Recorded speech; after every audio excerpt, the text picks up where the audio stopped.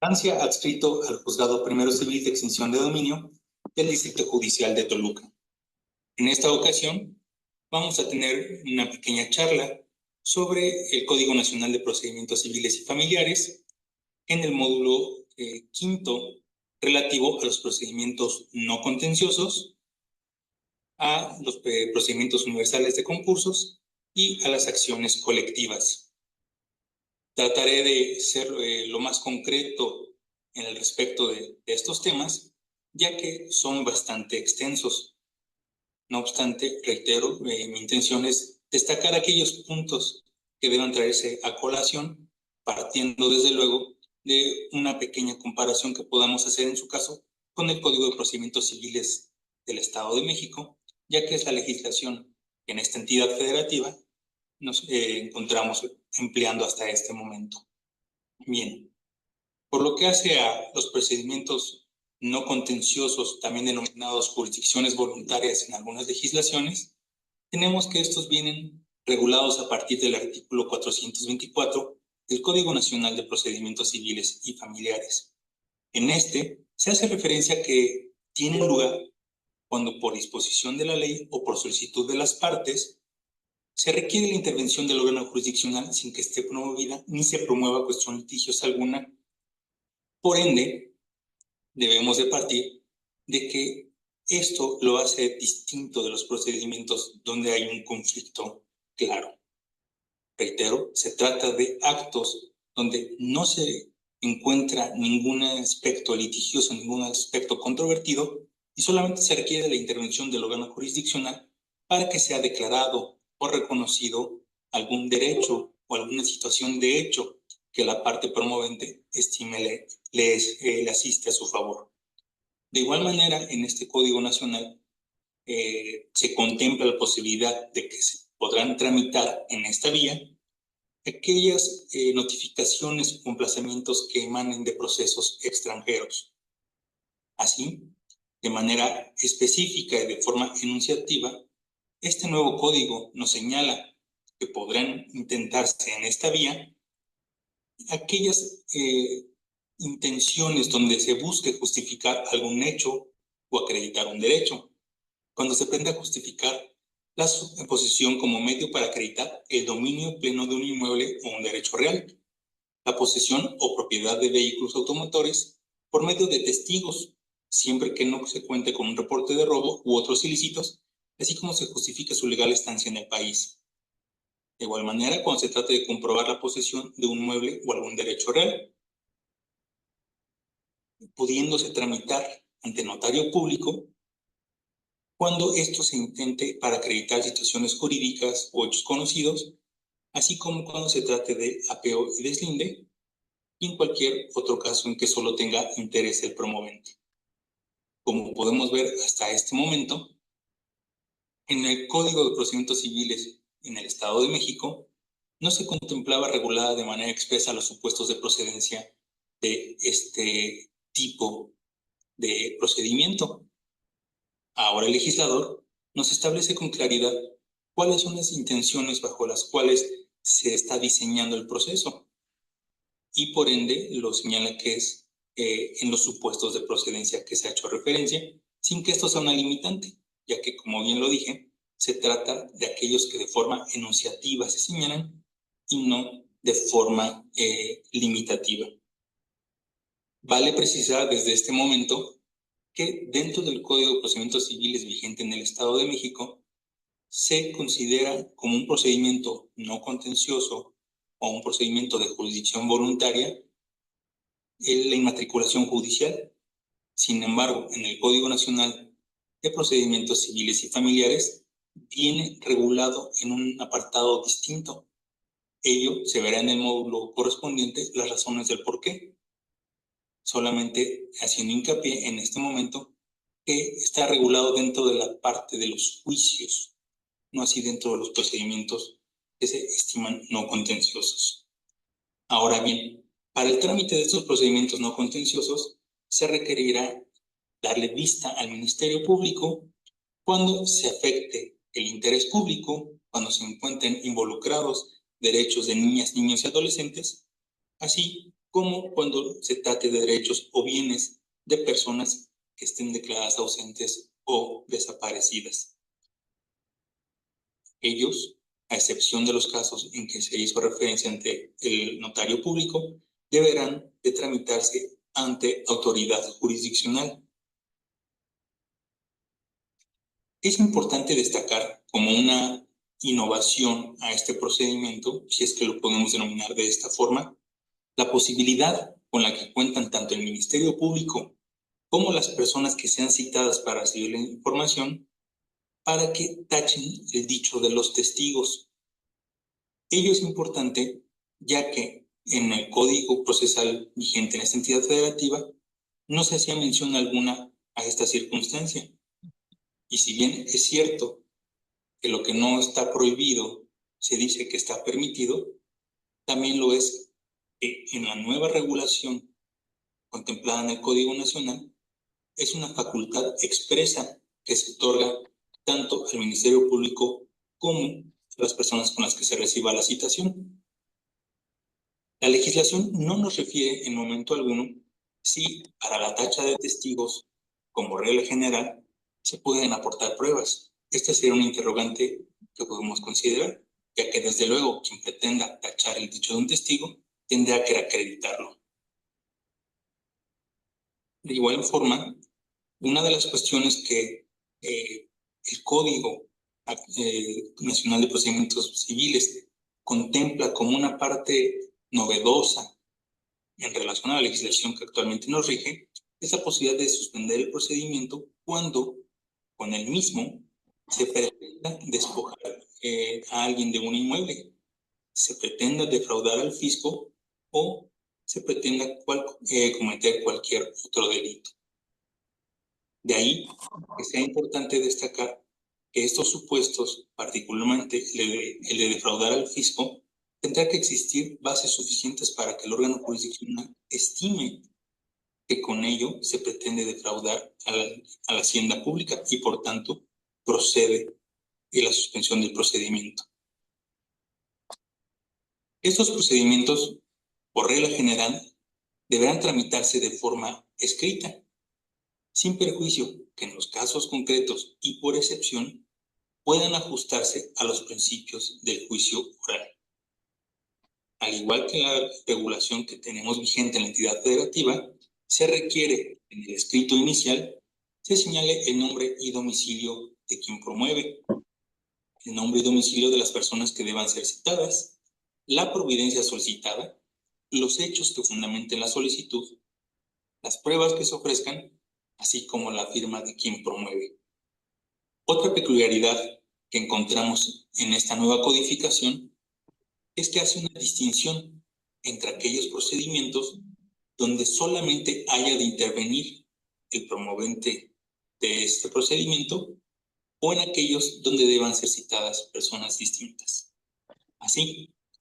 para el caso de que no se requiera la intervención de persona distinta al promovente, esta persona deberá comparecer ante la autoridad jurisdiccional y sin mayor formalidad expresarle cuál se origina la necesidad de intervención judicial.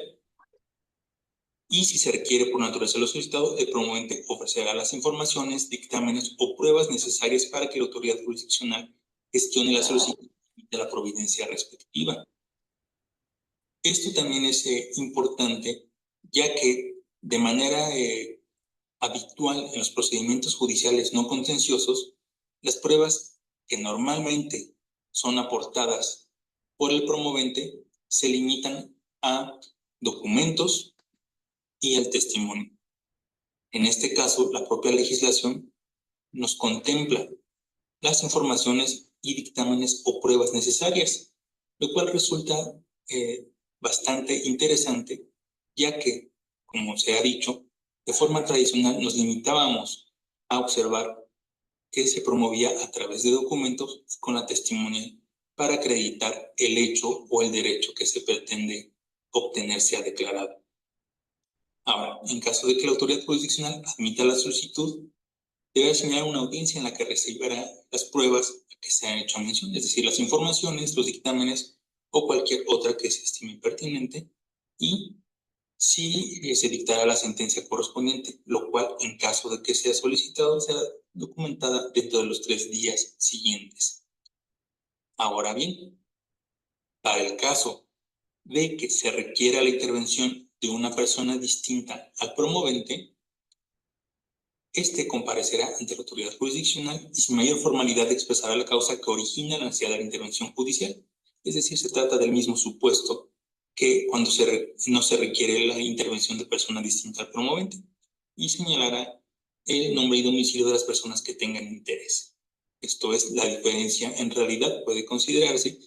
que se deben de aportar aquellos datos que permitan citar a las personas diversas al promovente. Así, una vez que se admita a trámite y con las pruebas correspondientes, se ordenará emplazar a las personas que tengan interés para recibir la audiencia que se verificará en los 3 días siguientes, donde expresarán lo que su interés convenga y se desarrollarán las pruebas que sean ofrecidas por las partes. Aquí, de nueva cuenta, vale la pena destacar la palabra que es empleada por el legislador. Habla de un emplazamiento a las personas que tengan interés en este procedimiento, lo cual antes solamente se limitaba a una citación. Y ello vale invocarlo como una diferencia, un aspecto que cobra diferencia y por ende puede traer una repercusión en la forma en que sea llamada la persona, ya que, como bien lo sabemos, la citación no reunía los requisitos del emplazamiento, y en este caso, al señalarse que debe ser un emplazamiento, el actuario o funcionario judicial encargado de hacer el llamamiento de los terceros deberá de cumplir con las formalidades esenciales para dicho emplazamiento. Así, una vez que sean recibidas las pruebas, se deberán observar las formas que regula el Código Nacional, particularmente para la prueba testimonial. Es importante que en este caso la autoridad jurisdiccional podrá ampliar el examen de los testigos con las preguntas que estime pertinentes. Esto es, al final, lo que se busca con todas las pruebas que son desahogadas, es el conocimiento de la verdad. Y por ello, el órgano jurisdiccional está facultado para poder indagar todas aquellas cuestiones que necesita les sean aclaradas por los testigos y con ello tener mayores y mejores elementos para poder resolver. Hay una limitante que nos establece la propia codificación, señalando que en ningún caso se admitirá en el procedimiento judicial no contencioso informaciones de testigos sobre hechos que fueran materia de un procedimiento en curso. En el caso de que exista una oposición por parte legítima, deberá de darse por terminado este procedimiento. La oposición se desechará después de efectuado el acto, porque pues ya se dictó la sentencia correspondiente, reservando los derechos a quien se oponga para que los haga valer en la vía y forma que proceda. En el Código de Procedimientos actual, nosotros sabemos que cuando existe una oposición, particularmente en los procedimientos de inmatriculación, se ordena una suspensión del procedimiento por un plazo de 6 meses y así, una vez que transcurre el plazo, sin que exista oposición alguna, se continúa con el mismo. En este caso es muy claro el código cuando dice que se da por terminado el procedimiento de proposición voluntaria si se pusiera parte legítima, mientras que se desechará dicha oposición cuando se haga después de efectuado el acto y se reservarán los derechos a quien se oponga para que los haga valer en la vía y forma que proceda. Otra de las cuestiones que es importante destacar, que contempla de manera expresa el Código Nacional, es la posibilidad de variar o modificar las providencias que se dictaren, sin sujeción estricta a los términos y formas establecidos respecto a la jurisdicción contenciosa. Innovación que desde luego está sujeta a que hayan cambiado las circunstancias que hayan dado lugar a la determinación emitida. Se exceptúan a estas, es decir, no quedan comprendidas en esta disposición, los autos que tengan fuerza de definitivos, a no ser que se demuestre que cambiaron las circunstancias que determinaron la resolución. De igual forma, este código nos refiere que las resoluciones que se dicten las diligencias de ejecución voluntaria ante autoridad jurisdiccional son recurribles en los términos que nos establece el propio Código Nacional. La resolución sistemataria de la petición es recurrible en queja, mientras que la que dé por concluido el procedimiento de las diligencias será apelable en el efecto devolutivo.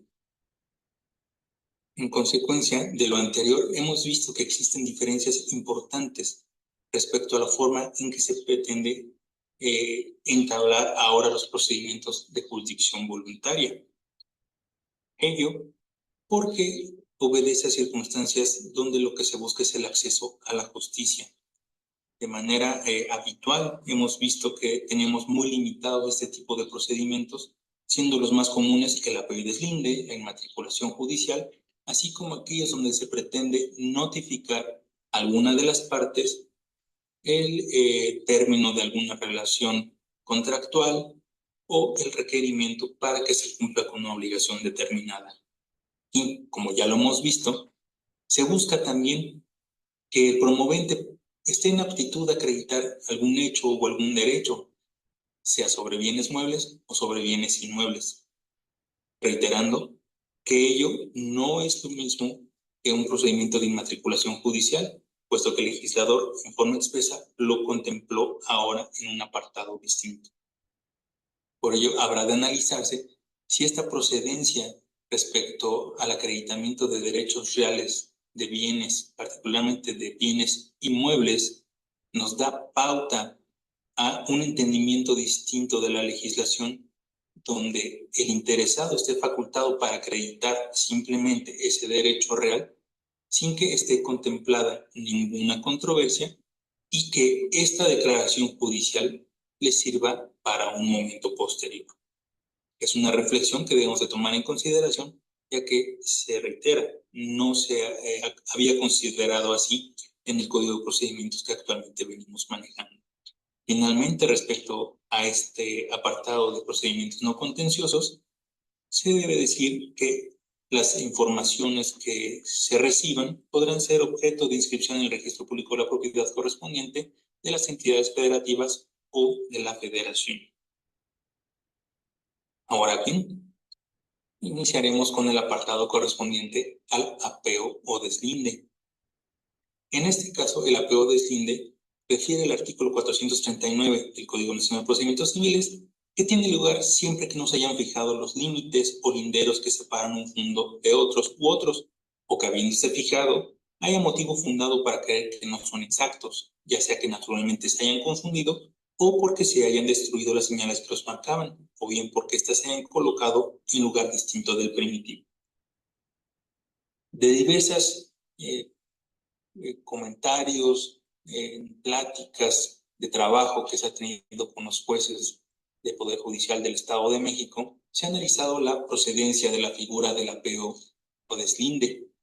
Ello en relación a los juicios donde se pretende obtener una rectificación de medidas sobre los inmuebles. Así, se ha estimado por una mayoría que el apeo o deslinde procede solamente cuando no se encuentren físicamente determinadas las medidas que separan un inmueble de otro. Esto es, que la diligencia que deba llevarse a cabo deberá ser o estar relacionada con el documento justificativo de la posesión de quien promueve. No así el pretender obtener unas nuevas medidas, colindancias o superficie del inmueble materia del procedimiento. Cuestión que se destaca ya que en la práctica hemos visto criterios distintos, haciéndose de nueva cuenta hincapié en que este ha sido el criterio al que se ha llegado de diversos conversatorios, donde el punto específico sobre el que procede el apeo y deslinde es para determinar los límites físicos que separan un inmueble de otro, el que deba de identificarse a partir del documento base de la acción, sin que con ello se puedan variar las medidas, colindancias o superficie. Tiene legitimación activa para promover un procedimiento de apeo y deslinde el propietario del inmueble, quien posea con título bastante para transferir el dominio, quien sea titular de derecho para usufructuarlo, así como en el caso que un fondo de propiedad nacional, estatal o municipal podrá hacerse a petición de la autoridad administrativa correspondiente. Los particulares también pueden pedir el apeo para deslindar su fondo respecto de otro con carácter público, en cuyo caso la diligencia se limitará a marcar los linderos entre ambos fondos. A la petición de apeo deberá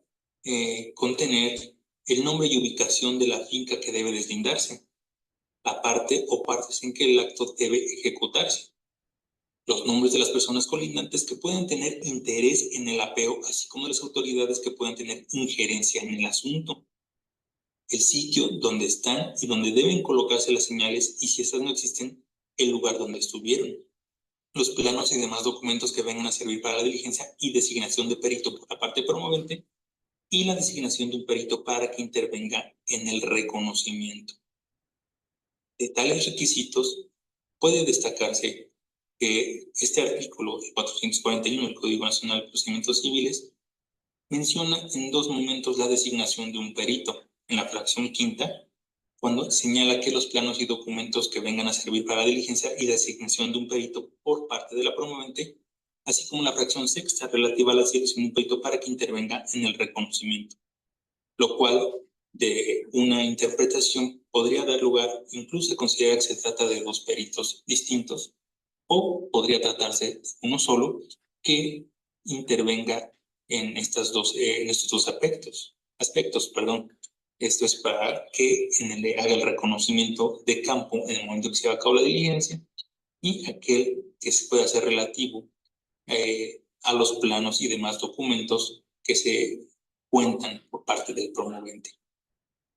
Así, una vez admitida la petición, se mandará citar a los colindantes para que dentro de los 3 días posteriores presenten los títulos y documentos de su posesión y nombren peritos si quieren hacerlo, para lo cual una vez se señalará el día y hora en que tenga verificativo la diligencia de deslinde. En consecuencia, en la diligencia correspondiente, la autoridad jurisdiccional, acompañada del secretario judicial, peritos, testigos de identificación y personas, procederá a hacer lo siguiente: practicará el apeo y deslinde sentándose acta en que constarán todas las observaciones que hicieron las personas interesadas. La diligencia no se suspenderá por virtud de las observaciones, sino en el caso de que se presente en el acto un documento debidamente registrado que acredite es de su propiedad el fondo que se trata de deslindar. La autoridad jurisdiccional, al ir demarcando los límites del fondo deslindado, otorgará posesión a la promovente de las diligencias respecto de la propiedad que quede comprendida dentro de ellos, sin quien sea colindante se opusiere, o mandará que se le mantenga en la que esté disfrutando. Si existe oposición de colindantes respecto a un punto determinado, por considerar que conforme a sus títulos quede comprendido dentro de los límites de su propiedad, la autoridad jurisdiccional oirá a los testigos de identificación y a los peritos e invitará a los interesados a que se pongan de acuerdo. Si esto se lograre, se hará constar y se otorgará la posesión según su sentido. Si no se lograre, se abstendrá la autoridad jurisdiccional de hacer declaración alguna en cuanto a la posesión, respetando en ella a quien la disfrute, y mandará a reservar sus derechos a quienes tengan interés para que los hagan valer en el juicio correspondiente, mediante la resolución que se dictará en el plazo de 5 días. Como podemos ver, la diligencia de apeo y deslinde se encuentra regulada de una forma muy similar a la que actualmente se ha llevado. No obstante, cabe destacar que la fracción tercera del artículo que la regula, esto es el 443, nos refiere que la autoridad jurisdiccional, a ir demarcando los límites del fondo designado, otorgará posesión a la promovente de las diligencias respecto de la propiedad que quede comprendida dentro de ellos, sin que sea colindante se opusiere, o mandará que se le mantenga en la que esté disfrutando, en lo cual debe de observarse que esta posibilidad se da cuando exista una oposición, y se mandará otorgar la posesión correspondiente, o en su caso que se mantenga en la que se esté disfrutando. Redacción que es un poco confusa desde un punto de vista personal. No obstante, se entiende que una vez realizada la diligencia, con el apoyo de los peritos y los testigos, deberá determinarse cuál es el espacio físico que queda comprendido dentro de los límites del inmueble, con base en el título que es presentado, y la finalidad de que la parte promovente tenga o conserve, se le confirme en la posición correspondiente. Así, una vez que se manden fijar las señales convenientes en los puntos designados, estos quedan como límites legales, lo que se traduce en que, con la diligencia correspondiente, se buscará dar identidad al inmueble, reiterando que esto solamente se dará siempre y cuando el límite de los predios queden comprendidos con base en el título, no así que se pueda obtener unas nuevas medidas colindancias por alguna afectación que pudiese haber sufrido el inmueble. Finalmente, respecto a los procedimientos no contenciosos en estas jurisdicciones voluntarias, nuestra legislación del Código Nacional de Procedimientos Civiles y Familiares contempla la designación de apoyos extraordinarios. Estos apoyos extraordinarios nos hacen referencia o similitud a aquella figura en la que anteriormente nosotros declarábamos el estado de interdicción de una persona y le nombrábamos un tutor para que pudiera, con apoyo de esta, ejercer sus derechos y tuviera una protección específica. En las nuevas corrientes de pensamiento, la denominación que se le da son estos apoyos extraordinarios, los cuales tienen como finalidad apoyar en el ejercicio de la capacidad jurídica a las personas. Y son apoyos, o se dice que son formas que se prestan a la persona para facilitar el ejercicio de sus derechos, incluyendo el apoyo en la comunicación, la comprensión de los actos jurídicos y sus consecuencias y la manifestación de la voluntad. Debe destacarse que en el Código de Procedimientos Civiles, en el Código del Estado de México, anteriormente se encontraba regulado el procedimiento relativo a la declaración de estado de interdicción, así como los nombramientos de tutores. En el Código Nacional de Procedimientos Civiles y Familiares, no existe una regulación específica sobre un procedimiento a llevar, lo que implica que el órgano jurisdiccional cuenta con facultades discrecionales para estimar lo que estime pertinente con la finalidad de conocer la voluntad del apoyo de la persona que será apoyada y de esa manera designar a la persona que va a servir de apoyo. Esto es interesante, ya que en esta facultad discrecional el órgano jurisdiccional debe ser razonable, debe ser atinado y debe ser prudente en las decisiones que toma, sin que pueda incurrir en excesos que terminen obstaculizando la designación del apoyo correspondiente. Para ello, debe decirse que procede este tipo de apoyo cuando no se pueda conocer la voluntad de una persona por ningún medio y no hayan sido designados apoyos ni hayan previsto su designación anticipada. Esta medida procederá únicamente después de que el órgano jurisdiccional haya realizado esfuerzos reales, considerables y pertinentes para conocer la manifestación de voluntad de una persona y de haberle prestado las medidas de accesibilidad y ajustes razonables y la designación de apoyo sea necesaria para el ejercicio y protección de sus derechos. Reitero, cada una de las figuras que hemos mencionado en este momento son discrecionales porque nos habla de esfuerzos reales, de esfuerzos considerables, esfuerzos pertinentes para conocer la voluntad de una persona, los cuales estarán sujetos en cada caso a la prudencia del arbitrio judicial. Y deberán de prestarse las medidas de accesibilidad y ajustes razonables para la designación de apoyos que sea necesaria. En consecuencia, reitero, el órgano jurisdiccional deberá ser prudente en las determinaciones que tome, deberá ser muy razonado en ello y particularmente deberá motivar adecuadamente cada una de las exigencias que realiza dentro del procedimiento con la finalidad de conocer tanto cuáles son las condiciones específicas de la persona a la que se brindará apoyo, como quién sería la persona idónea para detentar el cargo como apoyo para esta persona. Ahora bien, otra cuestión que destaca el artículo 446 del Código Nacional es que tradicionalmente este tipo de procedimientos se han tramitado ante una autoridad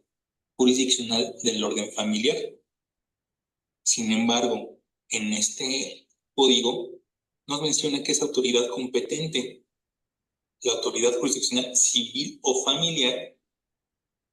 y se podrá tramitar de forma sumaria en audiencia oral en los términos de este Código Nacional. ¿Qué implica ello? ¿Y qué hay que atender? En el Código Nacional existen tanto procedimientos específicamente del orden familiar y procedimientos específicamente del orden civil. Este procedimiento relativo a los apoyos extraordinarios no se encuentra contemplado dentro de los procedimientos en materia familiar, lo cual da pauta para entender que también la autoridad jurisdiccional puede tener intervención para conocer de los mismos, y no solamente la autoridad familiar, reiterando que de acuerdo al contenido del artículo 446, puede serlo tanto la autoridad jurisdiccional civil o familiar, y en su caso esto se realizará de forma sumaria en la audiencia correspondiente. Ahora bien, ¿qué para la designación de llevar a cabo el apoyo correspondiente? Deberá atender a la voluntad y preferencias de la persona manifestadas previamente, la relación de convivencia, confianza, amistad, cuidado o parentesco que existe entre ellas y la persona apoyada. Desde luego, deberá escucharse la opinión del Ministerio Público o autoridad competente en la entidad federativa, debiéndose exceptuar de estas personas aquellas que se estimen tengan algún conflicto de interés. A falta de las personas anteriores, se designará una persona física o moral del registro de personas morales que prevean apoyos para el ejercicio de la capacidad. Figura que, desde luego, nos permitirá, en la mejor de las maneras, brindar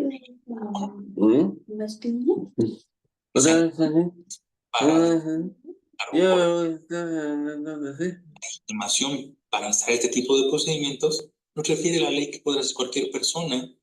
que pueda determinar la designación judicial extraordinaria de este apoyo. Así,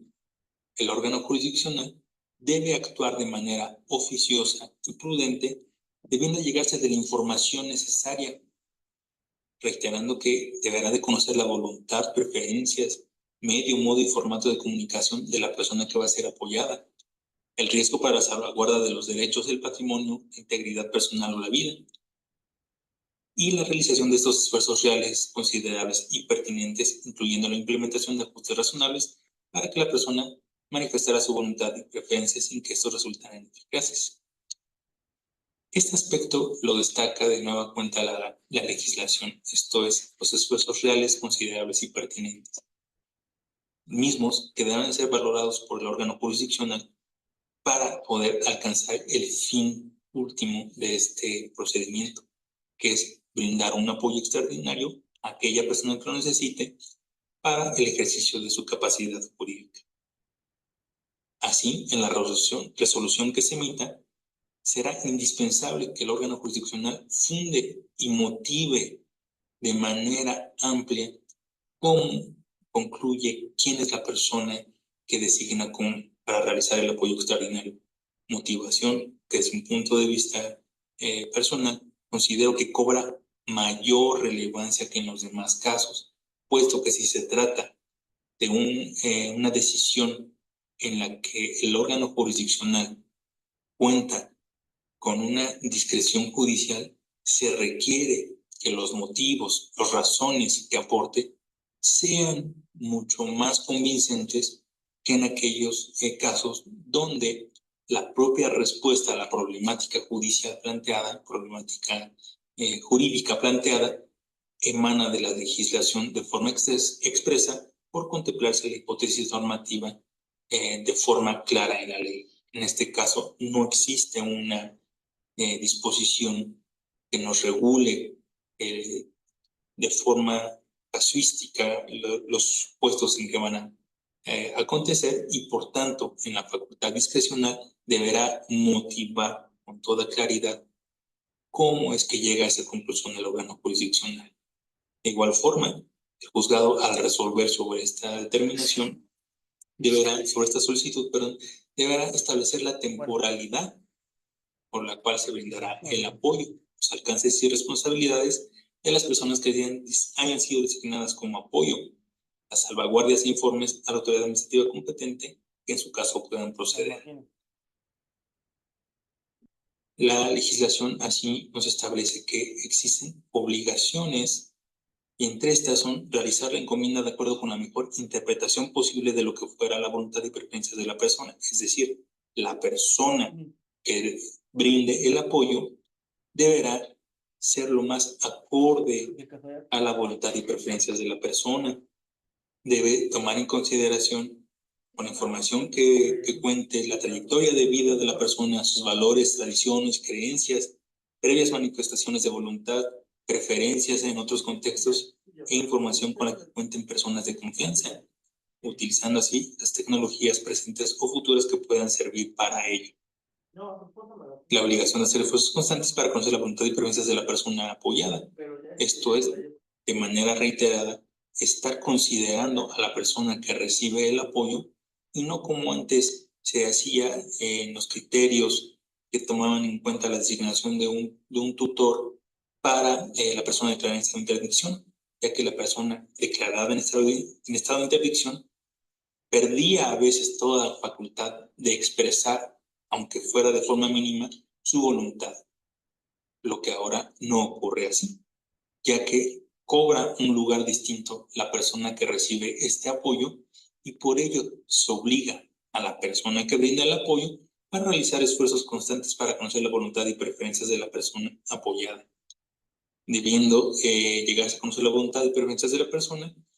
en el caso de que se llegue a conocer la voluntad y preferencias de la persona, se debe dar aviso a la autoridad jurisdiccional para que se revoque o modifique la designación que se haya realizado. En caso de que se conozca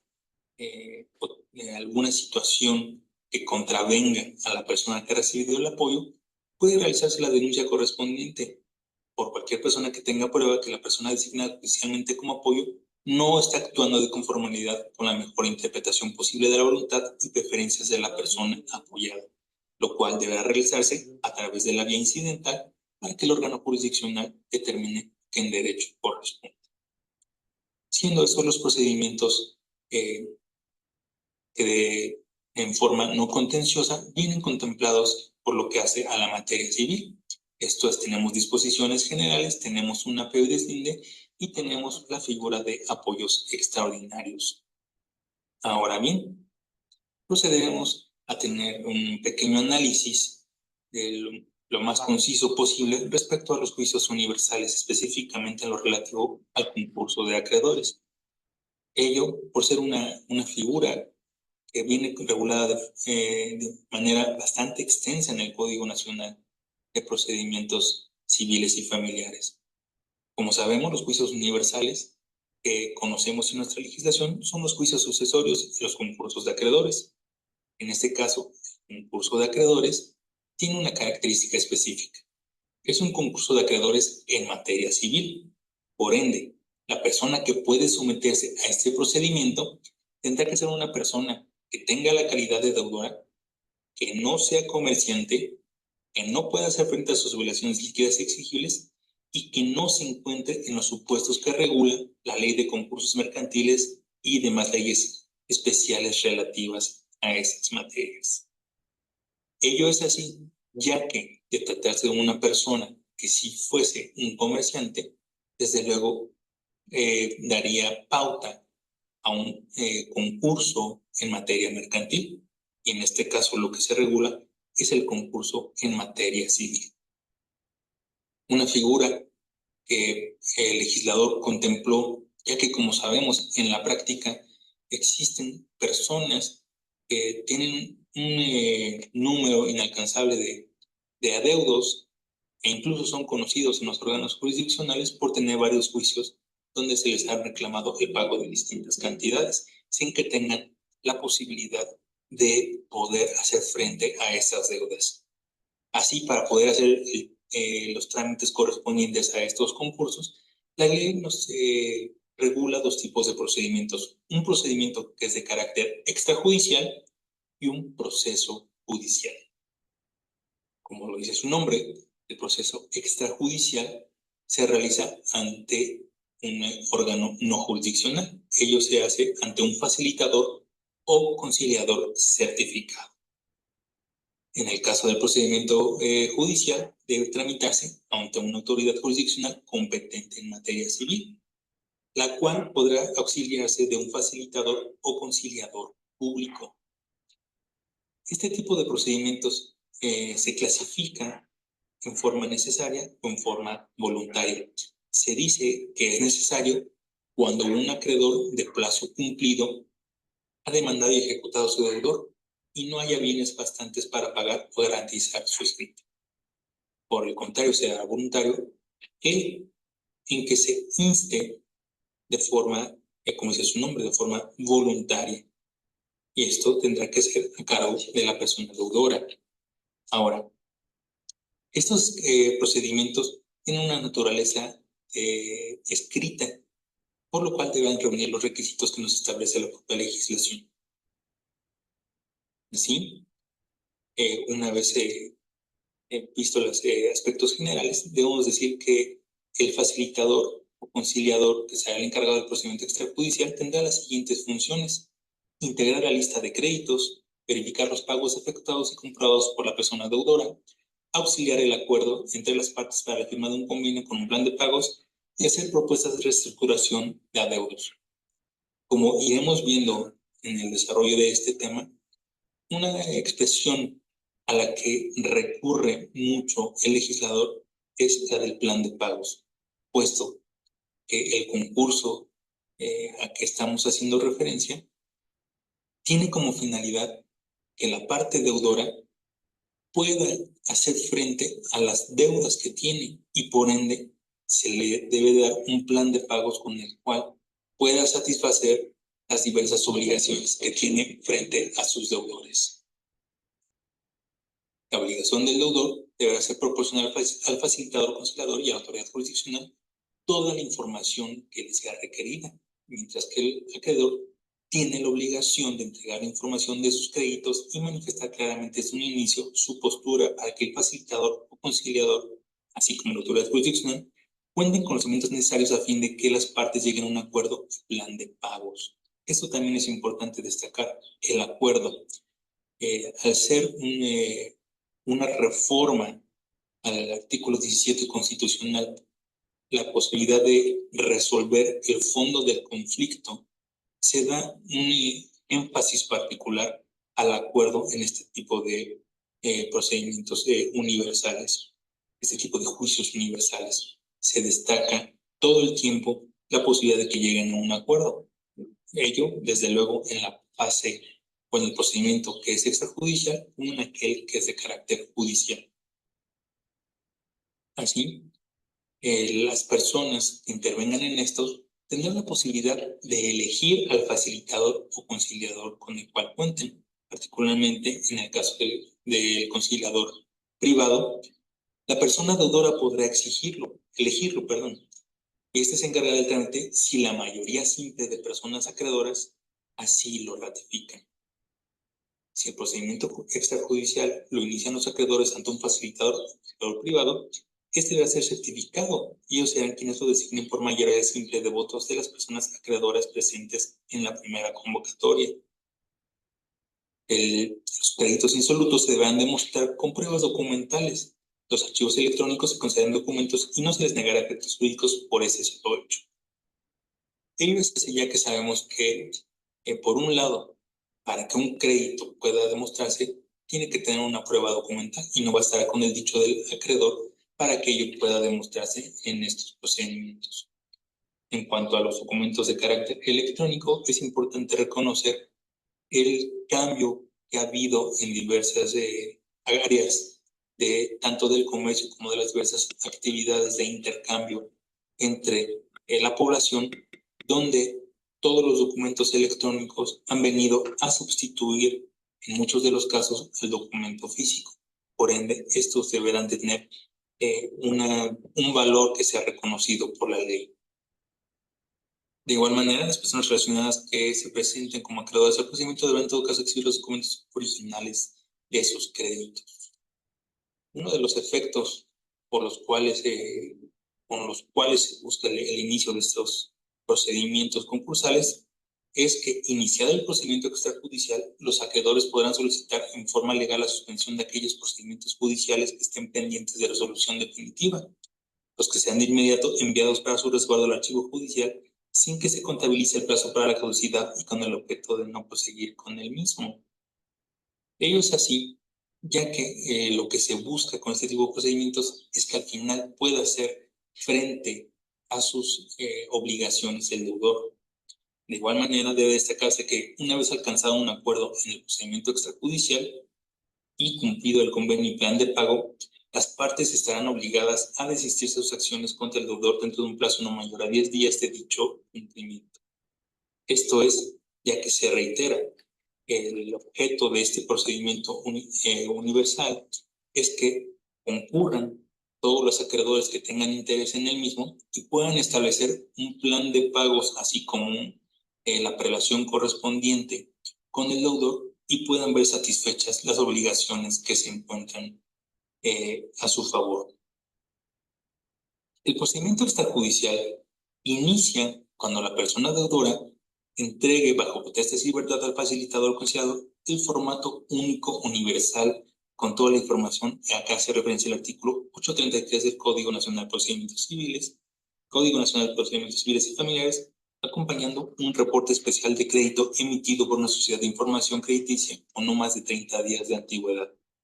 Formato, desde luego, que deberá ser diseñado por los órganos jurisdiccionales para que pueda estar al alcance de las personas. Así, una vez que el notificador, ha recibido el facilitador o conciliador este formato, notificará a cada uno de los acreedores de la solicitud presentada para que dentro de los 3 días hábiles siguientes por correo certificado hagan las manifestaciones que estimen pertinentes. De igual forma, se deberá hacer una publicación en el Boletín Concursal Nacional a efecto de convocar a las personas acreedoras. Esto es, toda aquella que se estime de tener algún interés podrá concurrir a este procedimiento extrajudicial. Una vez que se haga la notificación, debe acompañarse de la información presentada por la persona deudora con el objeto de que en la primera reunión el facilitador o conciliador presente una lista de créditos con el fin de establecer un mecanismo de conciliación sobre el estado de adeudos entre las partes. En este mismo, deberá señalar cuál es el lugar y fecha y la hora de la primera reunión que deberá realizarse dentro de los siguientes 25 días, el nombre y domicilio de la persona deudora, así como del facilitador o conciliador, el monto líquido probable de las obligaciones pecuniarias de la persona deudora que sostenga y se le deban a dicho acreedor, el probable grado de prelación atribuido a su crédito, así como solicitarle exhiba los documentos específicos de su crédito, agregando un cálculo del saldo insoluto dentro de los 10 días hábiles siguientes a la fecha de la notificación en el domicilio del facilitador o conciliador. Para el caso de inasistencia sin causa justificada de la persona deudora, en la primera reunión o subsecuentes, se dará por terminado el procedimiento extrajudicial. Esto es importante, pues lo que se busca es que con la voluntad de promover un procedimiento extrajudicial se dé una solución al conflicto que tiene el deudor con sus acreedores, entendiéndose que la falta de comparecencia a alguna de las reuniones que se ordenen implica una falta de interés y por ende el legislador consideró que ante esa muestra de falta de interés debe de darse por terminado el procedimiento extrajudicial. Ahora bien, es importante que el facilitador elabore la lista de créditos que sea compatible para personas deudoras no comerciantes, considerando todas las obligaciones pecuniarias del deudor, aun cuando la determinación de algunos adeudos se encuentre reservada a otra autoridad, en el entendido que estos últimos no pueden ser objeto de negociación en el procedimiento de concurso. ¿Qué quiere decir esto? Que el facilitador debe considerar tanto aquellas obligaciones que puedan ser objeto de un procedimiento extrajudicial en materia civil, como aquellas deudas con las que cuente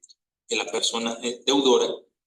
pero que no puedan ser objeto de este procedimiento. En consecuencia, si bien no podrán entrar al plan de pagos, sí deberán de tomarse en consideración a efecto de determinar la capacidad de pago del deudor. puesto que todo tipo de obligación pecuniaria que tenga, aun cuando no pueda ser materia del procedimiento extrajudicial en materia civil, deberá impactar en la capacidad de ir satisfaciendo esas obligaciones y, por tanto, establecer los montos, la periodicidad, así como el numerario con el que en su caso deberá contar el deudor y sus acreedores civiles y sus acreedores alimenticios o dependientes económicos, de tal suerte que pueda continuar realizando su vida en vida personal y poder cubrir las obligaciones que ha adquirido en otros campos. Ahora bien, en el caso de que algún acreedor no esté de acuerdo con el monto y grado de prelación atribuido a su crédito en la lista de créditos que haya propuesto el facilitador o conciliador, tendrá expedito su derecho para hacerlo valer ante la autoridad jurisdiccional en la vía y forma que sea procedente, en cuyo caso se dará por terminado el procedimiento extrajudicial. Como ya se mencionó, aquí en este tipo de procedimientos extrajudiciales lo que se busca es arribar a un convenio, en el convenio en el cual obviamente se tienen que reconocer los adeudos que enfrente la persona deudora, cuáles son los pagos que ya ha efectuado con anterioridad, en su caso los montos que deben retenerse a la persona deudora para satisfacer sus necesidades básicas y las de sus dependientes económicos, garantizando los alimentos de ellos, los montos y forma de pago de los acreedores preferentes y demás acreedores, la continuación o terminación con consentimiento del acreedor del contrato sobre la vivienda de la persona deudora y su familia, un plan de pagos en el que se detallará cómo se aplicarán los montos de los ingresos de la persona deudora, así como la forma en que se obliga a pagar a los acreedores, los montos, fechas y formas de pago. También debe incluirse una lista de los bienes que se destinarán al pago de los acreedores y que no sean necesarios para la subsistencia y trabajo de la persona deudora, su posible adjudicación a favor de los acreedores como forma de pago o el procedimiento para su venta extrajudicial, lo cual habrá de ser de forma consensuada por las partes. Las modificaciones a los plazos, amortizaciones, intereses de los créditos a cargo de la persona deudora, sin que constituyan usura. Si la persona deudora es una persona moral de naturaleza civil, el convenio establecerá las modificaciones consensuadas entre las partes que deban hacerse a los créditos y garantías a su cargo, así como las modificaciones que sean necesarias para que la persona moral siga operando siempre y cuando sea viable su operación. Como se ha mencionado, en el plan de pagos lo que se busca es precisamente la satisfacción de las obligaciones económicas que tenga el deudor. Por ende, debe preverse la posibilidad de que éste siga generando recursos de tal suerte que pueda continuar pagando a sus acreedores. Pues de no ser así, en el caso de las personas morales, de alguna forma se encuentren impedidas para seguir operando, llevará finalmente a que el deudor vuelva a incumplir con las obligaciones y ni siquiera de cumplimiento al convenio que se haya realizado en el procedimiento extrajudicial. De igual forma, deberá establecerse las reservas para el pago derivado de los adeudos de procedimientos judiciales que estén siguiéndose en contra de la persona deudora o en los que se haya dictado sentencia definitiva.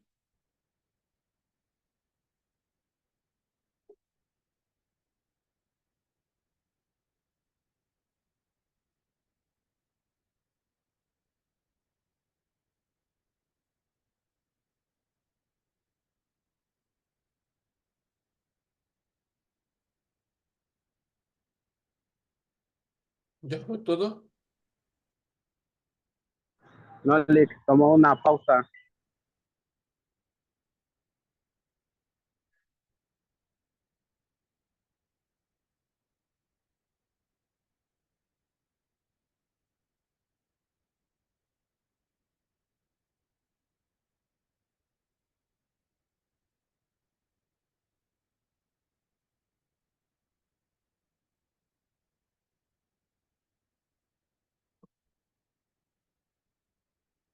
Así,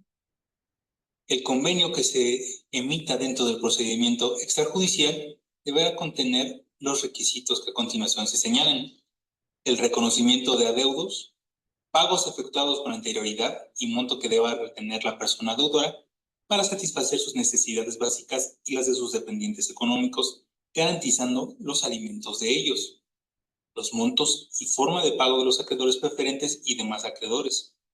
la continuación o terminación con consentimiento del acreedor del contrato sobre la vivienda de la persona deudora y su familia.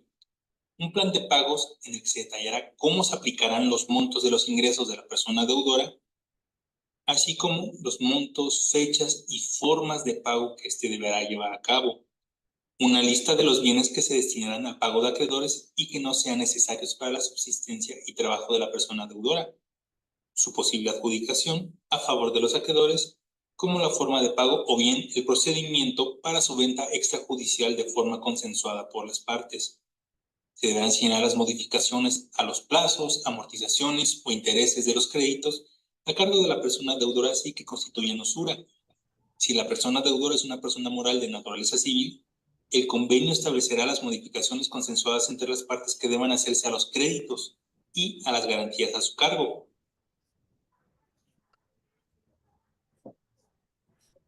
¿O es mi internet o...? Posibilidad de que el deudor pueda No, seguir así es la grabación. en sus funciones y por ende generar los recursos que le permitan satisfacer con sus obligaciones es una situación indispensable. De igual manera, deberán hacerse las reservas correspondientes para el pago derivado de los adeudos de procedimientos judiciales que se estén siguiendo en contra de la persona deudora o en los que se hayan dictado sentencia definitiva. Como ya se dijo, este plan de pagos y convenios deberán elaborarse atendiendo a la capacidad del pago de la persona deudora. Es decir, no tiene sentido una obligación de pago que no puede ser y por ende debe considerarse todas las cargas que existen para el deudor, tanto aquellas que son materia del convenio como aquellas que pudieran quedar excluidas del mismo, pero impacten en su capacidad económica. Ello sin confundirse que la capacidad económica no significa por sí mismos únicamente los ingresos que percibe el deudor, sino que una vez cumplidas las obligaciones indispensables para su funcionamiento, tanto como para el sostenimiento personal y de sus dependientes económicos, pueda hacer frente a sus obligaciones. Por ello es que en uno de los apartados de este convenio, como ya se mencionó, debe considerarse la posibilidad de que el deudor pueda seguir pagando la vivienda en la que se encuentra. Esto son los requisitos que deberá tener un convenio de carácter extrajudicial y por tanto ser parte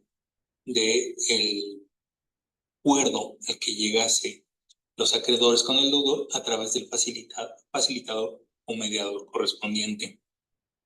Existen unas prohibiciones que señala la propia ley que son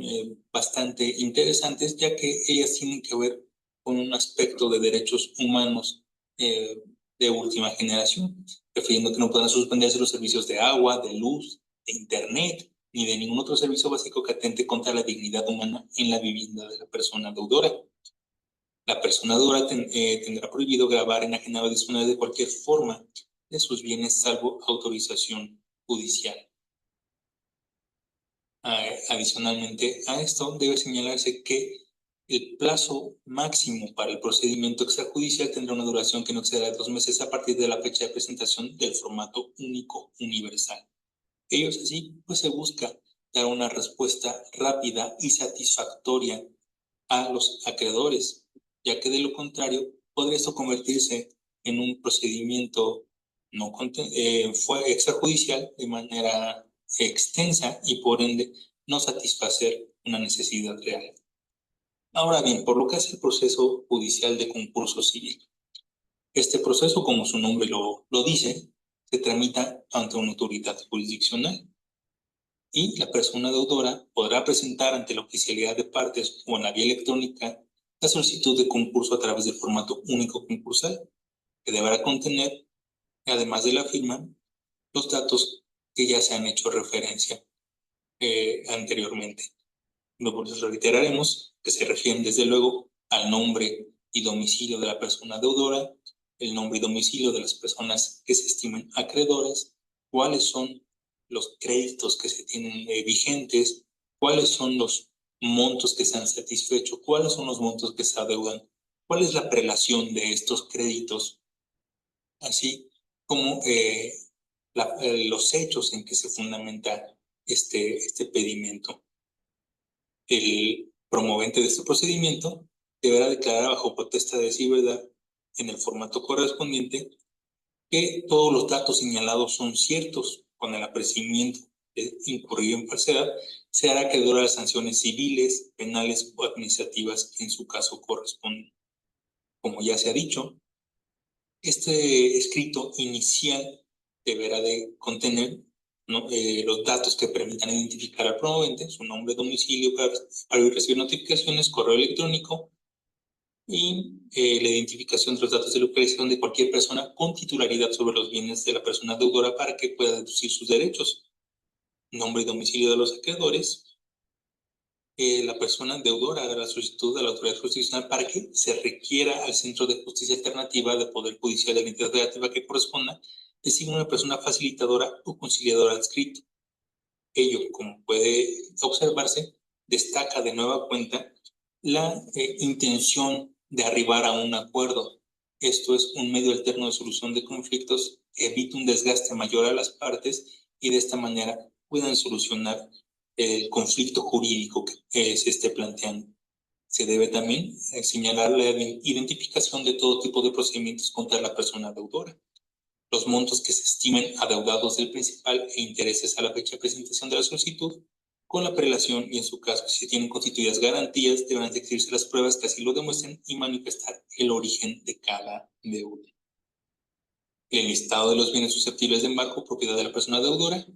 Si se tienen inmuebles, debe acompañarse el certificado de gravámenes y un avalúo,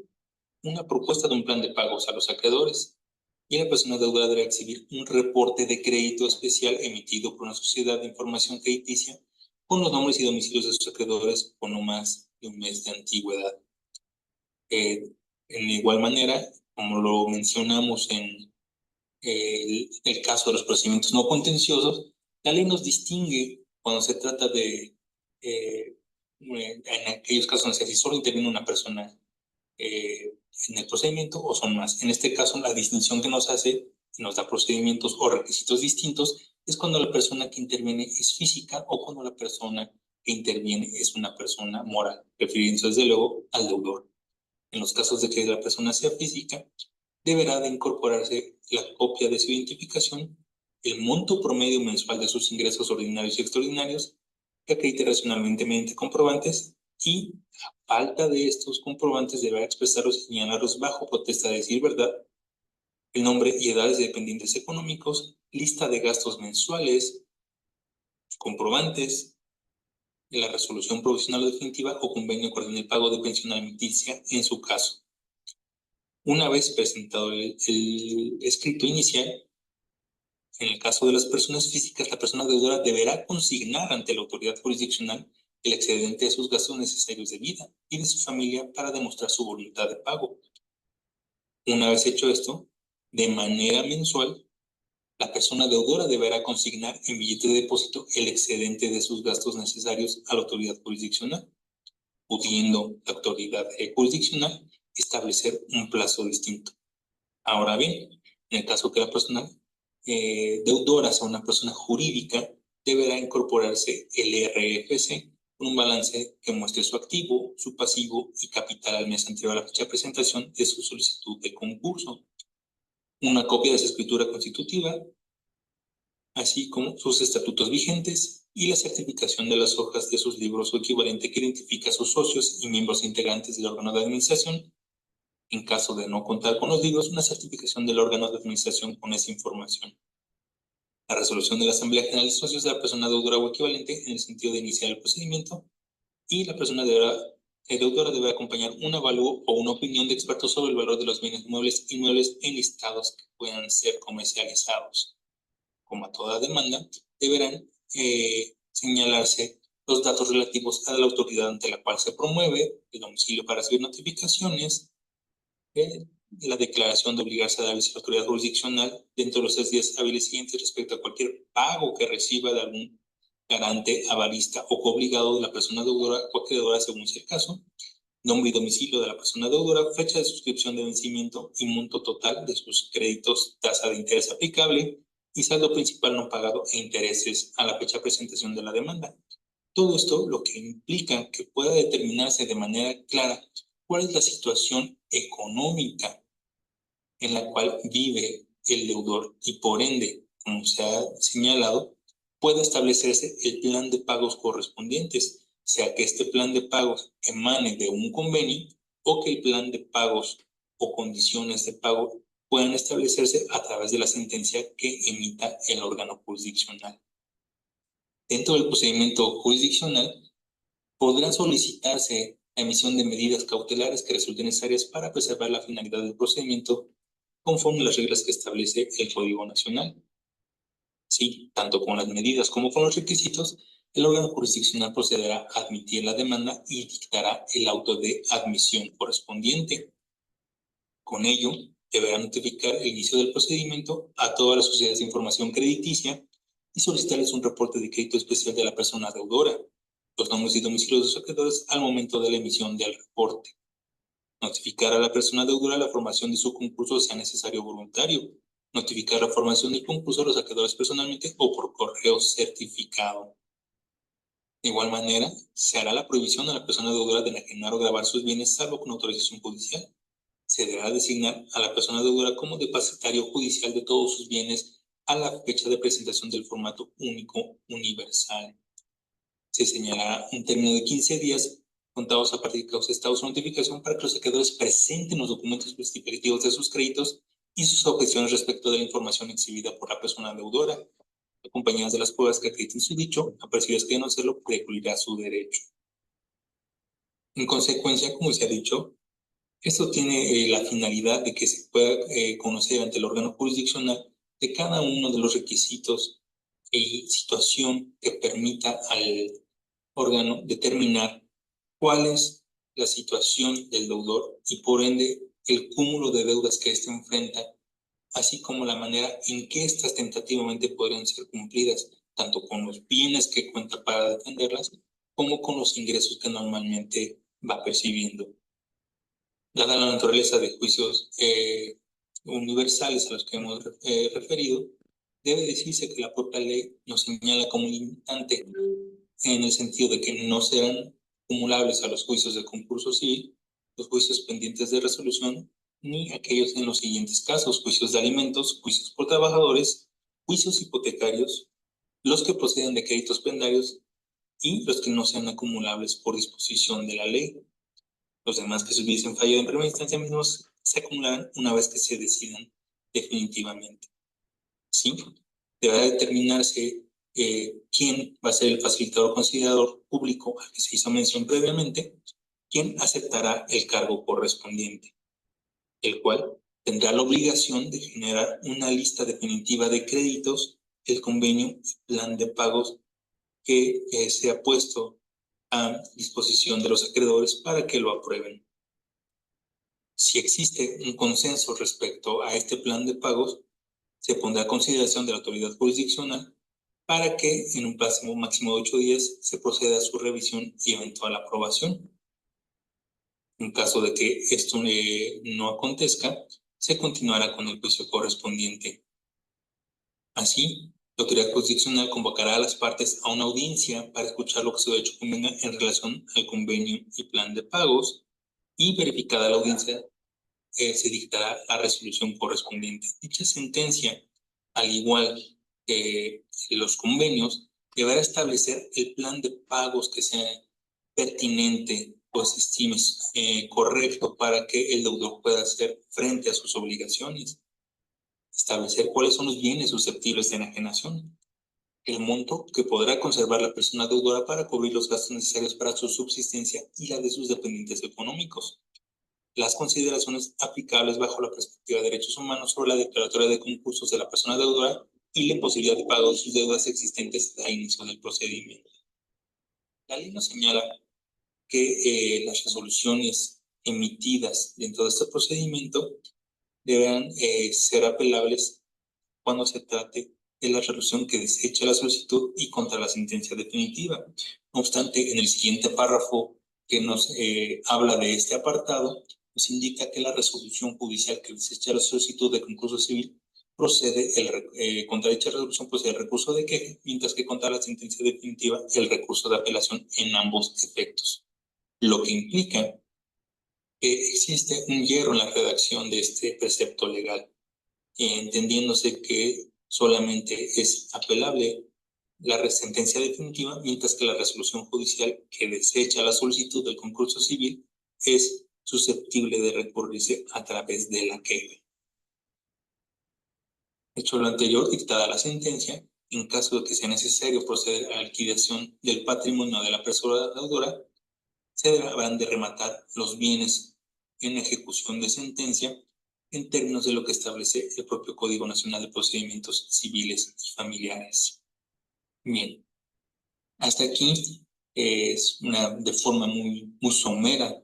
algunos de los requisitos que nos establece el Código Nacional de Procedimientos Civiles y Familiares respecto a los juicios concursales en materia civil que pueden tramitarse en vía extrajudicial o en la vía judicial, reiterando que se trata de una regulación bastante extensa y por ello se señalaron algunos aspectos que se consideran relevantes para tratar de entender cuál es la problemática ahí planteada, lo cual permite concluir desde luego que estos procedimientos deberán estar bajo la luz de la intención de realizar un convenio como medio alternativo de solución de conflictos, así como establecer en todo momento un plan de pagos que permita al deudor enfrentar sus deudas de tal manera que pueda continuar con su actividad económica y poder satisfacer las deudas de sus acreedores, las deudas que tienen frente a sus acreedores. Ahora bien, finalmente es necesario hacer un abordaje del último punto, que es el relativo a las acciones colectivas. Las acciones colectivas son acciones que, como su nombre lo dice, se encuentran diseñadas para que sean promovidas por un grupo que puede estimarse como una colectividad. Los antecedentes que tienen estas acciones colectivas se encuentran en el derecho anglosajón a través de lo que se denominan class actions. Estas class actions fueron consideradas para grupos de personas que tenían reclamos frente a un grupo sobre el cual se encontraban en relativa desventaja. Como veremos más adelante, esto es parte de lo que permitió el diseño de estas acciones colectivas. Después en México, si bien no existía una regulación como tal de acciones colectivas durante mucho tiempo, se intentó incorporar las mismas a través de los derechos de los consumidores o los derechos que tenían algunos usuarios relativos con la Conducef. Después se fueron incorporando esos derechos ambientales, así como contra aspectos relativos al uso de servicios públicos o privados. Así, en la reforma que se hizo al artículo 17 de la Constitución Política de los Estados Unidos Mexicanos, estableció que el Congreso de la Unión expediría las leyes que regulan las acciones colectivas, determinando las materias de aplicación, los procedimientos judiciales y los mecanismos de reparación del daño, señalando que serían los jueces federales quienes conocerían de forma exclusiva de estos procedimientos. Como ya se dijo, este tipo de acciones están destinadas a una colectividad y lo que buscan es garantizar el acceso a la justicia frente a grupos que se encuentran en desventaja frente a la parte de la cual se reclama. ¿Qué habremos de ver en esta situación? Que existen grupos que pueden ser determinables como una colectividad y que sus reclamos hagan de manera individual poco viable la tramitación de un juicio, puesto que el reclamo en ocasiones implica un monto inferior al costo del juicio. No obstante, al unirse como un grupo o al estar representados como una colectividad, ya permite que su reclamo tenga un sentido económico para lograr la reparación del daño que se le fue causado. Normalmente, a las personas a las que se enfrentan en las acciones colectivas cuentan con un poder económico mayor cuentan con un grupo de litigación especializada que hace el costo para ellos sea parte de su operatividad, mientras que para el usuario común y corriente no es factible llevar a cabo este procedimiento. Ahora bien, otra de las características que vale la pena destacar de las acciones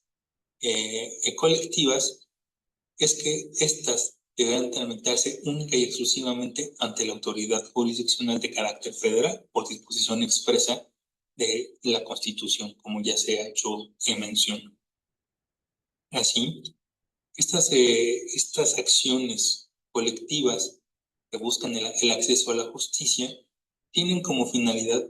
la protección, defensa de derechos e intereses de estos grupos colectivos para ser ejercida ante los órganos jurisdiccionales. Podrán promoverse en materia relacionadas con el consumo de bienes y servicios públicos o privados y de medio ambiente. Para ello, nuestro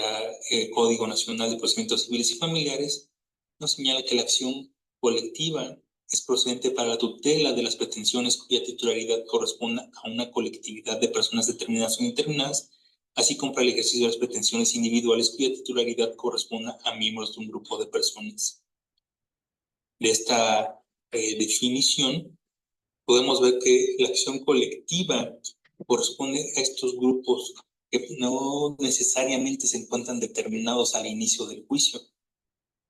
Podría parecer que estas acciones comparten una semejanza con aquellos juicios donde tenemos litisconsorcios que son bastante extensos. Sin embargo, tienen diferencias muy peculiares, puesto que en el litisconsorcio existe una relación jurídica en la cual se puede identificar claramente en el extremo de cada uno de ellos a las partes, ya que estas estén integradas por una sola persona o por una pluralidad de las mismas. En el caso de las acciones colectivas, la colectividad no se encuentra necesariamente determinada al inicio del juicio. Y como diferencia también, y lo veremos más adelante, es que en el caso del litisconsorcio, la sentencia absuelve, condena, reconoce un derecho o lo establece por primera ocasión respecto a las personas que son formal y materialmente parte del juicio. A diferencia de ello, en las acciones colectivas, las partes que intervienen en el juicio no son necesariamente los que se van a ver beneficiados en todo momento con el resultado de la sentencia. ¿A qué me refiero con ello? Que la colectividad, al ser un grupo indeterminado, puede tener miembros que formen parte de una adhesión a la acción colectiva iniciada o que incluso, una vez dictada la sentencia correspondiente, hagan valer su derecho ante la autoridad que conoció del juicio. Esto además implica un costo menor para la operatividad de los órganos jurisdiccionales, puesto que pensemos que si la colectividad está representada quizás por 1000 personas, implicaría posiblemente 1000 juicios autónomos por cada una de estas personas, mientras que al tratarse de una acción colectiva implica un solo juicio, lo cual adicionalmente brinda seguridad jurídica a las partes. Ello es así, ya que al existir una sola sentencia, no existen criterios encontrados, no existen sentencias contradictorias, situación que podría acontecer en el caso de la pluralidad de personas que intenten individualmente el juicio correspondiente. He expresado lo anterior, así como la procedencia de este tipo de juicios. Nos señala la ley que la acción colectiva puede clasificarse de la siguiente manera. Se trata de acciones difusas, aquellas que son de naturaleza indivisible y que se ejerce para tutelar los derechos e intereses difusos, cuyo titular es una colectividad indeterminada que tiene por objeto reclamar judicialmente de la persona demandada la reparación del daño causado a la colectividad, consistente en la restitución de las cosas del estado que abordaban antes de la afectación, o en su caso, el cumplimiento sustituto del acuerdo a la afectación en los derechos o intereses de la colectividad. sin que necesariamente exista un vínculo jurídico alguno entre dicha colectividad y la parte demandada. Eso es lo que refería con anterioridad, que en el caso del litis consorcio se encuentran claramente identificados los extremos que representan a cada una de las partes en la relación jurídica. Sin embargo, en el caso de las acciones colectivas, como bien se refiere en la definición de esta acción difusa, no necesariamente existe un vínculo jurídico entre la colectividad y la parte demandada. Diferencia importante que hace de esta acción algo innovador para nuestro sistema jurídico mexicano. Por otro lado, tenemos la acción colectiva en sentido estricto. Se considera que es aquella de naturaleza indivisible que se ejerce para tutelar los derechos e intereses colectivos, cuyo titular es una colectividad determinada o indeterminable con base en circunstancias comunes, cuyo objeto es reclamar judicialmente de la parte demandada la reparación del daño causado consistente en la realización de una o más acciones o abstenerse de realizarlas, así como cubrir los daños en forma individual de las personas integrantes del grupo y que deriva de un vínculo jurídico común existente por mandato de ley entre la colectividad y la parte demandada. También existe la acción individual homogénea, que es aquella de naturaleza divisible que se ejerce para tutelar derechos e intereses individuales de incidencia colectiva, cuyos titulares son los individuos agrupados con base en circunstancias comunes, cuyo objeto es reclamar judicialmente de un tercero el cumplimiento forzoso de un contrato o su rescisión con sus consecuencias y efectos según la legislación aplicable. Para la procedencia de estos juicios, es obligación del órgano jurisdiccional verificar que la acción planteada sea la correcta. Y en este caso, la autoridad jurisdiccional que considere que la acción se planteó incorrectamente al referir la categoría propuesta, de oficio determinará cuál es la acción colectiva que se admite, en el entendido que de lo anterior de ninguna forma podrá ser motivo de desechamiento de la demanda. Implica también que la autoridad jurisdiccional no podrá modificar los hechos y los argumentos planteados en el escrito inicial de demanda. Es solamente una suplencia por cuanto hace al tipo de acción, sin que ello implique de oficio variar en algún sentido los hechos o los argumentos. Las acciones colectivas prescriben en 5 años, contados a partir del día en que se haya causado el daño. No obstante, al tratarse de un daño de naturaleza continua, el plazo para la prescripción deberá considerarse a partir del último día en que se haya generado el daño que produjo la afectación. Ahora bien, en cuanto a la legitimación activa, es importante mencionar que como tal la tienen entes que habitualmente no estamos acostumbrados a verlos en los juicios del orden civil. Esto es la Procuraduría Federal del Consumidor, la Procuraduría Federal de Protección del Medio Ambiente, la Comisión Nacional para la Protección y Defensa de los Usuarios de Servicios Financieros, la Comisión Federal de Competencia Económica y el Instituto Federal de Telecomunicaciones en materia de competencia económica, las personas que ejercen la representación común de una colectividad conformada por lo menos de 15 personas, las asociaciones civiles o sus correlativas sin fines de lucro que estén legalmente constituidas con un año de antigüedad para ejercer este tipo de acciones, Fiscalía General de la República y el Instituto Federal de la Defensoría Pública. ¿Qué implica esto? Que serán entonces los encargados de ejercer este tipo de acciones, los organismos a que se ha hecho referencia, o en su caso, los grupos que se encuentren ya constituidos previamente en la defensa y protección de los derechos humanos que se encuentren relacionados con consumidores, con daños al ambiente, con la defensa de los usuarios de servicios financieros, la Comisión Federal de Competencia Económica, y en el caso específico de la Fiscalía General de la República y el Instituto Federal de la Defensoría Pública, se entiende que pueden promover en cualquiera de las materias que tengan la intervención correspondiente, ya que a diferencia de los mencionados primeramente, tienen un ámbito de actuar muy específico, que son los derechos de los consumidores, los daños al medio ambiente o lo relativo a las telecomunicaciones. Como ejemplo de estas acciones, debemos tomar en cuenta que a veces se ven afectados por ellos por un deficiente servicio los consumidores o algún impacto por alguna cuestión que afecte el producto que estos han recibido. Puede intentarse acciones también por daños al medio ambiente, por los daños que han sido causados. En el caso del uso de servicios financieros, también sabemos que hay reclamos por montos mínimos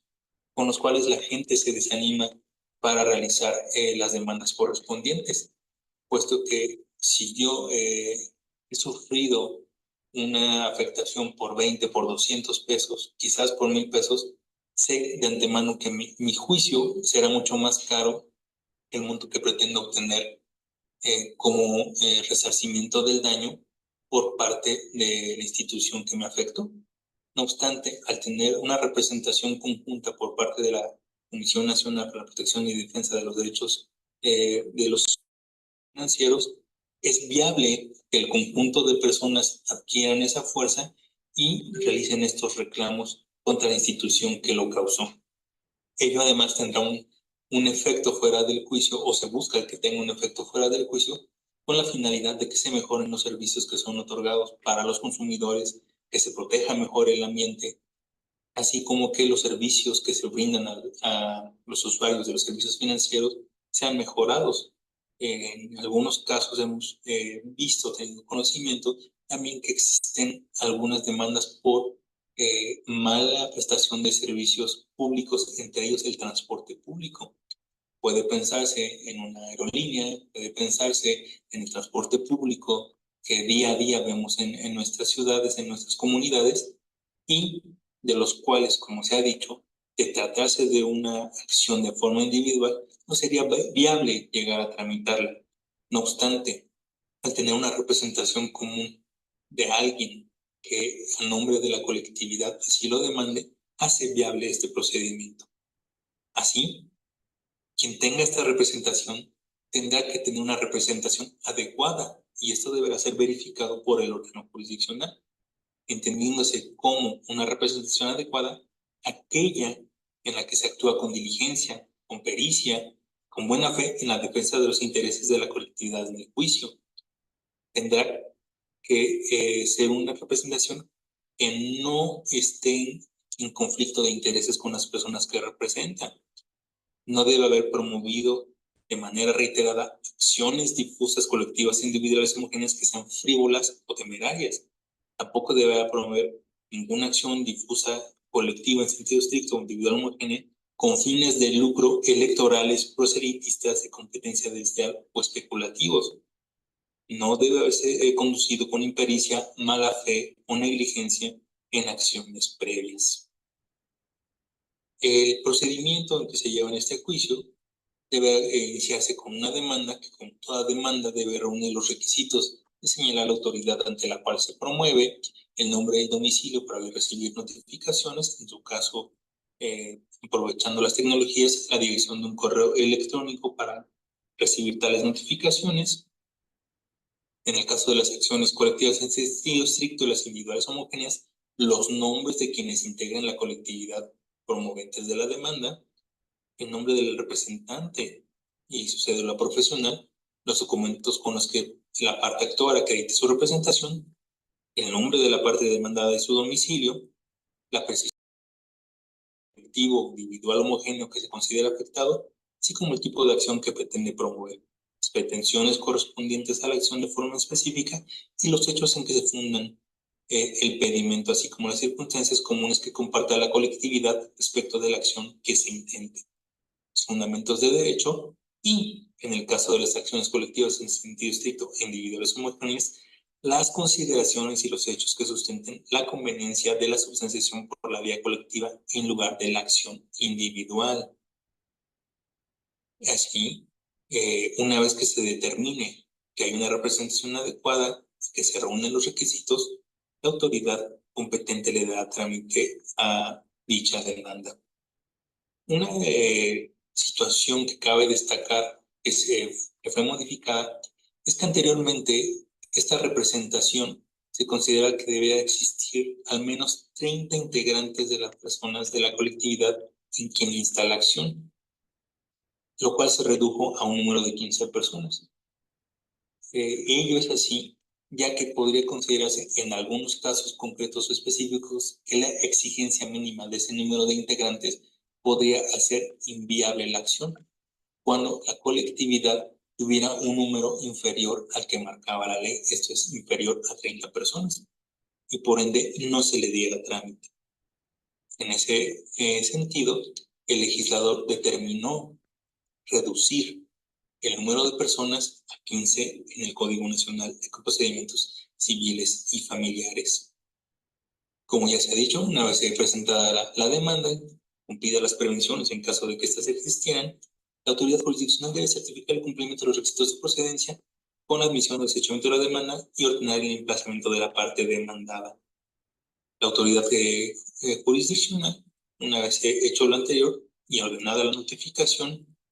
al colectivo del inicio de la acción correspondiente, dará un plazo a la parte demandada para que dentro de los 15 días correspondientes que se le otorguen pueda contestar la demanda.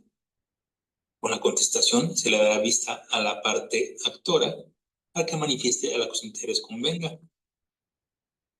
Importante, como una situación que hace distinto el juicio donde se inicia una acción colectiva y al que ya se hizo referencia, existe la posibilidad de que las personas se adhieran a la colectividad afectada. Ellos pueden adherirse voluntariamente durante la substanciación del procedimiento y hasta 2 años posteriores a que la sentencia haya causado estado o, en su caso, haya un convenio judicial que adquiere la calidad de cosa juzgada. Esto es, no necesariamente quien se adhiera y estime ha sido afectada y por ende quiere ser reparada del daño relativo, desde luego, a la acción colectiva instada, podrá ser ya concluido el proceso, situación que evidentemente no puede suceder en un juicio ordinario, donde la parte que esa persona como actor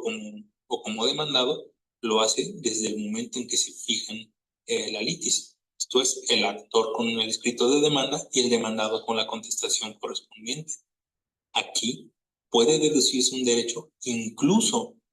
una vez que se ha dictado la sentencia correspondiente o aprobado el convenio que se ha hecho referencia dentro del plazo de 2 años que nos marca la ley. Para ello, una vez que se pretende adicionar las áreas de proceso, deberá promoverse el incidente correspondiente, en el cual quien haya adherido, quien se haya adherido durante el procedimiento, solamente promoverá el incidente de liquidación con la finalidad de cuantificar el daño que les ha causado, mientras que la persona que se adhiera posteriormente al dictado de la sentencia o al convenio judicial deberá probar el daño causado, así como el monto del mismo. Esto es, las personas que se hayan adherido durante el procedimiento solamente deberán cuantificarlo, mientras que las personas afectadas que se adhieran con posterioridad a la sentencia tendrán que acreditar tanto el daño como el monto que es objeto del mismo. Una vez integrada la relación procesal, el juez deberá asignar una audiencia previa de conciliación. En ella, lo que se busca es precisamente que las partes arriben a un convenio, señalando desde luego la fecha y hora correspondiente, la cual deberá llevarse entre los 10 días siguientes a que se haya desahogado la vista que ya se mencionó. Si se alcanza un acuerdo, este tendrá que aprobarse por la autoridad jurisdiccional, siempre y cuando reúna los requisitos que se estimen necesarios. De no ser así, deberá continuarse con el juicio y abrirse a prueba por un plazo de 30 días hábiles para que las partes ofrezcan y preparen las pruebas que estimen pertinentes a desahogarse en la audiencia del juicio. Una vez desahogadas las pruebas, la autoridad deberá dictar la sentencia correspondiente, sin una relación sucinta de las personas en calidad de tercero interesado se ejerzan el derecho de comparación ante el tribunal conforme a lo establecido en los párrafos que establece nuestra propia ley y argumentos o manifestaciones por ellos vertidos. La autoridad jurisdiccional debe determinar cuál es la forma de reparar este daño, cuáles las condiciones sobre los actos que pueden llegar a ordenarse que se abstenga de realizar la parte demandada. Como se ha mencionado, tiene una casuística específica las acciones colectivas. Así, en el caso del medio ambiente, es posible que no se pueda reparar el daño en estricto sentido recobrando las cosas que tenían con anterioridad al daño causado. Pero sí puede instarse de esta manera a la parte demandada para que se abstenga de realizar de nueva cuenta el daño y en la medida en que esto sea posible, lo repare a la colectividad afectada. Estas acciones, como se dijo, tienen efectos que van más allá del juicio. En el caso de los servicios públicos y privados, los servicios públicos que se brindan por autoridades distintas,